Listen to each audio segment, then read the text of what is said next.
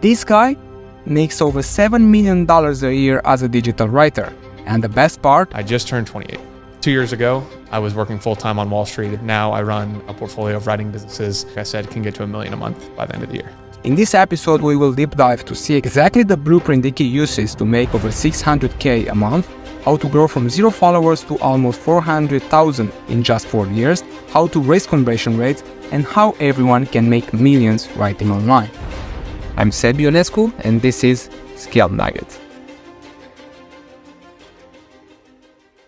Right now, our portfolio does about 500 to 600K a month across 4 different businesses with a clear path to get to $1 million a month by the end of the year. Writing is the best vehicle to unlock new opportunities passively, where you basically become a lighthouse where, hey, here's what I'm interested in, here's what I'm sharing. If you see the world the same way or you're interested in any of these topics, you now have a jumping off point to talk to me. I said, I'm not going to quit, but I'm going to write because I know it's going to lead somewhere. How could I passively learn and pursue opportunities without any downside? So what was the downside if I published a newsletter for a year? I better understood the topics I was learning. Best case, which is exactly what happened, it takes off. People start reading it, they're sharing it, they come to you, they want you to write for them. That's how I eventually got paid to ghostwrite, all that. So that's where the clarity came from. It's like a luck surface area is the way I think about it, which is how can I expand that? And the easiest way is to give other people as many opportunities to connect with you as possible. At the beginning, I only wrote on my newsletter. So I had a Substack, and for the first 35 editions, I was only sending it to people who had subscribed. And most of them were my friends who I signed up myself. So I didn't really have any growth for the first 35 months. And you made an important point there where once you start writing on social platforms, it is completely democratized access to anyone in the world. You never know whose explore page you're going to end up on or whose timeline you're going to end up on. You can write a tweet right now and Jeff Bezos, Elon Musk, Paul Graham, all these people could see it. And it's amazing to me. It doesn't matter who you are. If you share an interesting idea, the social algorithm is going to test it with your handful of followers. If they're interested in it, it's going to now show it to more and more people where you don't have to have a massive following to have an interesting idea go viral. And so every tweet you put out, if you're taking the time to put out thoughtful ideas, you don't know who's going to see it. So why wouldn't you just fire off as many as possible to just get more? It's like free lottery tickets. Worst case, it goes nowhere and no one saw it. The perfect proof you can make millions of dollars online. But that comes with knowing the right information and finding the right problem to solve. Now, imagine a place that gives you access to all of this. A place where simple ideas turn into million-dollar online businesses. That's the power of Scale Nuggets. Every week you get a free business idea and full case studies, all backed by data of real entrepreneurs. So if you're serious to build a Prof Plus side project, hit the first link in the description and you will get free access to other online entrepreneurs' ideas just like Dickie, so you can get started your own journey. So let's get back to see how we can make tens of thousands of dollars a month from writing on X. So I said, okay, I'm going to give this writing thing 30 more days. But rather than write a newsletter and a blog that no one is reading, I'm going to write on social media and bring my writing to Twitter. And rather than write once a month or once a week, I'm going to write every day for 30 days. So I did that. And day 28 happens. I hit publish, no likes, no retweets, no comments. It's like I didn't even exist. So I said, okay, this is it. I'm giving up this writing thing entirely. Wasn't going to quit. Said, I'll give it 2 more days and commit to getting all 30 out. So day 29, woke up, wrote it.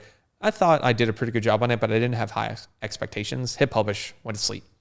Woke up the next day, it had 4,000 or 5,000 likes. Naval had retweeted it. Balaji Srinivasan. That's like really quality people. Some interesting people that I definitely looked up to at the time. And I plugged my newsletter at the bottom of it. I had 400 subscribers when I went to bed and almost 1,000 when I woke up the next day. So I said, it took me 9 months to get to 400 and 9 more hours to get to 1,000.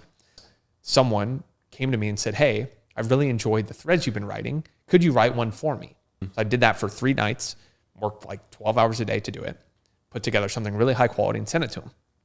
So he put me in touch with his assistant. So I made a PayPal, sent her the link, and then $5,000 hit my account. So that broke my brain about what was possible on the internet. when you're evaluating a new opportunity, you should think about 3 questions before you say yes to it. Is there upside no matter what happens? So I'm going to use the example of writing on Twitter. The downside, if I wrote every day for a month, was that I better understood the podcast that I listened to. Is that downside? No, 0.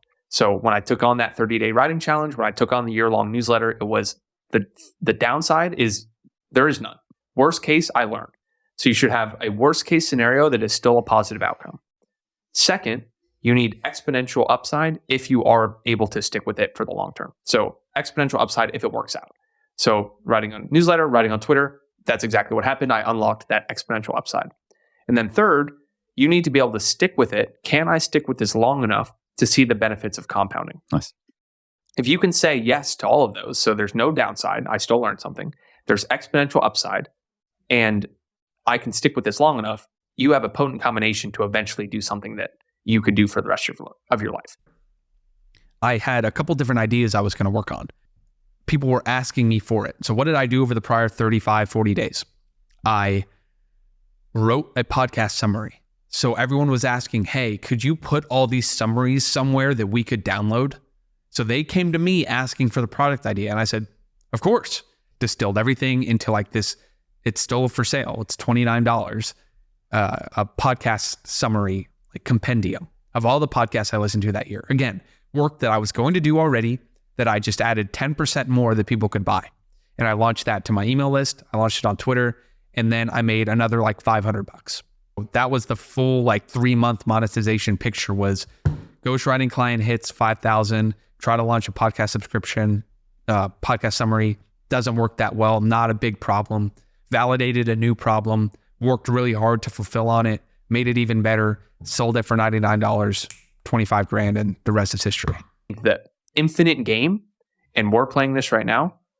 It's moving ahead, documenting the journey to the people behind you, and then learning something ahead of you, documenting yourself learning that, teaching it to people behind you. And that is the infinite. I can continue to progress and play this forever while getting all the upside of learning, meeting people, building valuable things. And that's been my driving framework, where for 2 years, all I talked about was how to write on the internet.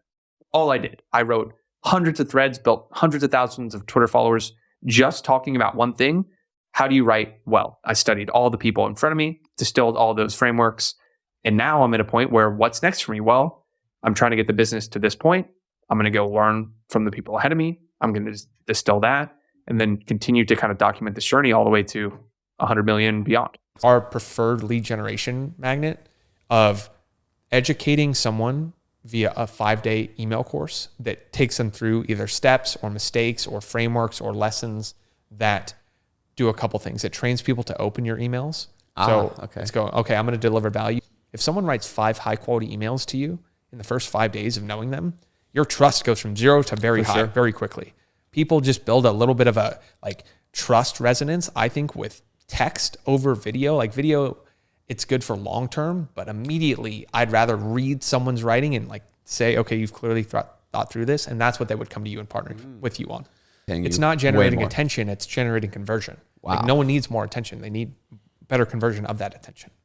Commit to one thing, and once you see a little bit of traction, put everything else to the side and get that to $1 million a year. And that is the roadmap that we followed. It's the roadmap anyone can follow. And yeah, I could talk all day about tactical things around that, but yes, that's exactly what we did. If you're working a full-time job that you really, really, really want to get out of ASAP, it's figure out how to at least match your current income. And the fastest way to do that will be minimize the number of people that you actually provide the service for. So you charge more money to fewer people where you only need 1 or 2 yeses and you're at $10,000. Your first client should not pay you. And most people hear that and go, but I need to make money. Yes, you will make far more money in the long run if you work for people for free to build up a reputation and a quality referral base that then you can eventually charge. So that's the easiest way to land your first paying client is stop trying to land your first paying client. Instead, simply work for free until you have the skills where they're telling their friends about what you've done. Go learn them yourself. And then the eventual product that you sell will be the distillation of everything you learned on that journey. Yeah. And that's why you're going to be able to scale forever. It's a dream life, and it's something that every single person on earth can do. Yeah. Every single person listening to this, watching this can say, what do I uniquely already know? Talk about that. What do I really want to know? Go learn that and then talk about it. And then just do that for the rest of your life. The people who would most be interested are the ones that are on your journey 2 years behind you. So that's why we call it the 2-year test, because imagine you get to sit down right now with Ollie from 2 years ago to be like, all right, man, tell me everything I screwed up. Tell me where I was wrong. Tell me the surprises. Tell me all of that. And that's what the internet allows you to do, is put your ideas in front of those people who are at that same point on the journey 2 years ago. And they're going to be overwhelmingly grateful that you're distilling everything you've learned and sharing it with them. Running a SaaS business is the most difficult business. There's a reason why it's the most lucrative, because it's the most difficult. Recurring revenue, everyone wants recurring revenue until they realize it means recurring work. Yeah. So you get someone signed up and all it is a constant putting out of fires, figuring out, it's difficult. And to be honest, I don't give it my full attention, which means it kind of plateaus. The amount of effort it would take to really, really get that thing going, I couldn't do the other businesses. Right. So it's like, that's the problem with SaaS. It's extremely, extremely difficult. My vision over the long term is more than likely give it more attention, because I think if you look at like what Alex Becker has done with, started with info, made it where he was comfortable and had successful businesses there, but said, okay, now the real outcome to get to the next level of wealth will be selling something at a multiple of enterprise value. You've got $1 million, but you get 10 more if you sell it. So I think that's a path I'll take over the long term. Right now, it's just part of the portfolio that we're like, okay, we're going to make ship improvement by improvement, but it's not, hey, shut everything else down. Give this thing all of our attention. Anything I've ever launched started in one of two ways. One, I thought it might be a good idea. I tweeted out literally asking, would anyone be interested in this thing? And then looked at the comments. Or I was doing something already and someone came to me and asked if that was for sale or if I could create something that would put it for sale. Again, it all goes back to writing.